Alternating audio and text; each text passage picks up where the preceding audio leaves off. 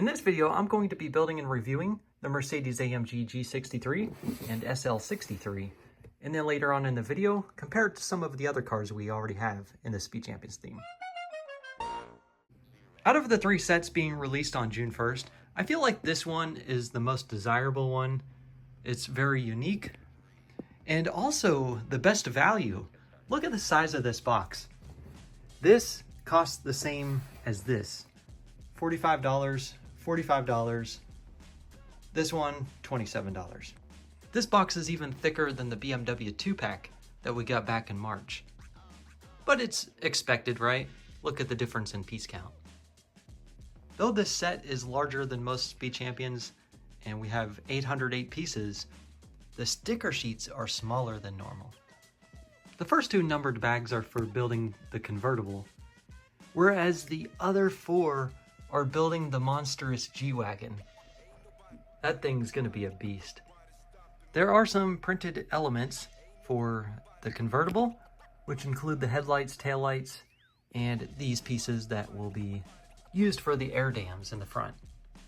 Also, something to note, we get some new recolors of windshield pieces, such as this one and the ones for the G-Wagon, that follow the trend of using trans black instead of the old trans brown. And yes, the trans black looks much better than the trans brown. Look at the difference between the Dark Horse and Brian's Skyline. Looks like he has no window tint. There appears to be an infotainment screen printed on a 1x1 tile, as well as a Mercedes logo, and you get an extra one of each. It's such a big relief to see the steering wheel centered about the driver's seat, and that goes for all of the 2024 Speed Champions cars. That was a big issue with all of the other Gen 2 cars from earlier years. Look at that. Off-centered steering wheel, not acceptable. For this Countach, I actually modded it so that I did center it. Also did some other mods to it. I'll feature it in another video coming soon on this channel. Here's something new to Speed Champions. Reclining seats. What? For access to the third seat in the back. Hey, that's cool.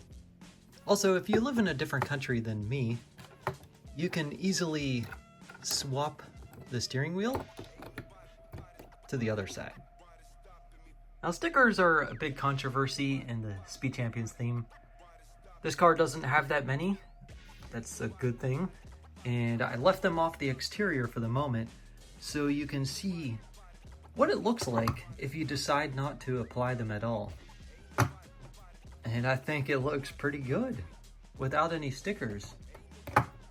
I'll get them added so you can see the difference, and we'll also take a look at the alternative wheel covers. Here's a 360 spin of the car without any stickers applied, and with the 9-spoked wheel covers. And here's what it looks like with the stickers applied and the 5-spoked wheels added. I think most of the stickers, all but one, are good to have. These are necessary in the back. The one in the front, though, is the one I don't like. I don't think you need that. You've already got the printed tile with the Mercedes emblem on it. Love the printed taillights, the printed headlights, all of the printed parts in the front is really a strong point to the set, as well as the interior.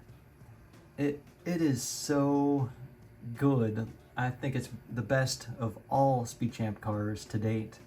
But it has to be a good interior, right? Because it's convertible, that you're gonna see all of the interior detail. I like the fact that it is a convertible, the one and only of the Speed Champ Gen 2 cars, other than the McLaren Elva, if you consider that a comparison, but it didn't have a windscreen. So I think this is it. This is your Speed Champ convertible. It would have been awesome if they included extra pieces to have a hardtop, but I realized that would be kind of tough to do. There's the open-topped Elva. To the left of it is the Supra. That's the last yellow car we've seen in the Speed Champions theme. That was from 2021. I'll do some more side-by-side comparisons later after I build the G-Wagon. But first, let me talk about the weak points. So, the biggest one is the hood. I hate this. And the way that it's all built is just so you can open it up to reveal the engine cover. That doesn't do much for me. I'm definitely gonna mod this and to make it smooth like it is on the real car. So that's a big deal right there. I don't like that. Also, a little bit minor, a minor weak point would be the mirrors. I hate these styled mirrors. They've done them so many times, dating back to 2020, I believe, when we had the Nissan Skyline GTR. Even the Supra here, they use that same styled mirror build. At least they cover up the stud with a tile here, whereas this one doesn't get covered up. I just hate that look. But that's pretty much all of my negativity I have towards this car. Yeah, the hood. That's not good. Also, a couple other things to point out before I get to the G-Wagon build. This thing is sturdy. It's fun to play with. It's not going to fall apart. There's no pieces that are barely hanging on. So that's a big plus. Also, when you're doing the sticker on this 1x6 tile down here, get it as close to the bottom as you can so that you don't have yellow showing between the sticker, the black on the sticker, and the black chassis piece. Just opened up the first bag for the G-Wagon build. And what is going on here? It looks like a Technic build. Look how long this axle is. This should be interesting. Here are the two figures that were included in the set. There's the driver of the SL63 convertible roadster. Got the AMG branding in the back. The driver of the G-Wagon. No alternate faces for either of these. Now let's get building. What is going on here? What exactly is going on here?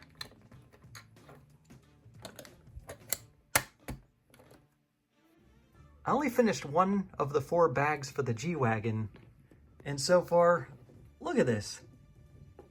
This is just so unique. Unlike any other Speed Champions build to date. The chassis buildup is so weird, so different. I like the polished exhaust tips. That's cool. There's a total of 31 of these jumper plates in the set. What? I've been smiling this whole time while building because I just don't know what to expect next. And that smile only got bigger. Because look at this. Gunmetal gray plates. What? We're now using jumper plates on top of jumper plates. And of course there's a Technic beam going through this model. When it's all said and done, the G-Wagon's going to be a 9-stud wide vehicle, just like the Ford Bronco. There are a couple 1x2 plates with printing on the sides, AMG branding. And I like, even though the doors don't function, they don't open, at least there's a suggestion of door handles with the skates. Much better than a sticker, right? Here's more pieces in gunmetal gray, transparent black, and check out the printed headlights on these inverted slopes.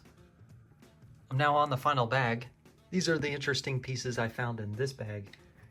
I believe this is the first time we're seeing these angled slopes in black, gunmetal gray 4x4 round brick.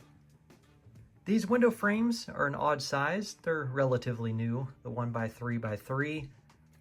The glass piece that fits inside of them, it's recolored. That's the first time we're seeing them in trans black. And then some more trans black window screens. The side windows are built using sideways construction and just snapped into place. The roof is held into place by 2 studs. And with that, the G-Wagon is complete. Well, completed without the stickers anyway at the moment. Just wanted to give you a 360 spin of how this thing looked as it is. The gunmetal gray, I didn't even realize it existed in this build until I actually built it. It's very subtle next to all of the black elements, but it's a nice contrast, a nice touch. And here it is again with all the stickers applied. Again, I don't think that sticker on the hood was all that necessary. The ones in the back were, with the emblems and branding. Overall, there's some strong points here. Love the windshield wipers. Love the gunmetal gray striping down the side and different gunmetal gray accents throughout. The drum lacquered exhaust tips on both sides. The building experience was so fun, so unique. Love the build-up fenders. They're not the typical molded, pre-molded, specialized piece. Another strong point for the set is its spacious interior with seating for 4 and a large cargo area. That's really great. Now let's talk about some weak points, which is the back window here. All that gap right there should have been filled up. And then the other weak point would be the doors in the back. I can't picture that. It looks like a 2-door SUV here. I know they put that door handle right there, that roller skate piece, but just the way the lines are going with all the pieces, I can't envision there being a door back there. So it looks like a 2-door SUV to me. Another part of the vehicle that bothers me a little bit is the front of the roof. It's a little bit choppy as compared to the back is so smooth. And just like the SL63, the G63 has an opening hood, which reveals the cover of the engine. Just in case you were wondering, the G63 is the heaviest vehicle of all. It beats the Bronco by a long shot. And since it's the heaviest, well, it's harder for it to roll. Much easier rolling the SL63. But anyway, overall, this is a great set to have. Great bargain at $45 US. And would recommend it to anyone, not just Speed Champions collectors. Now I'm going to finish this video with some side-by-side comparisons of these cars with the other ones in the theme. 0, 1, 2, 3. Let's get started.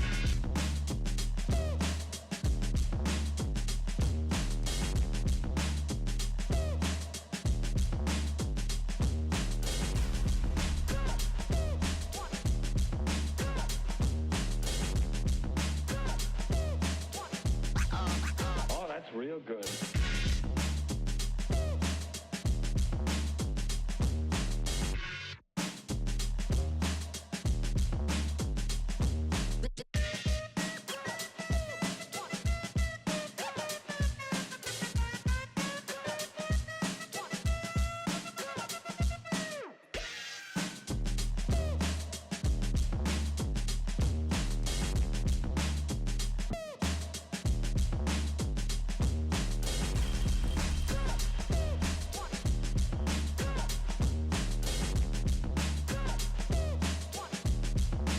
You've got to get a hold of yourself.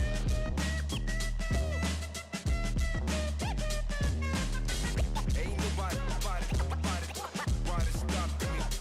stopping me.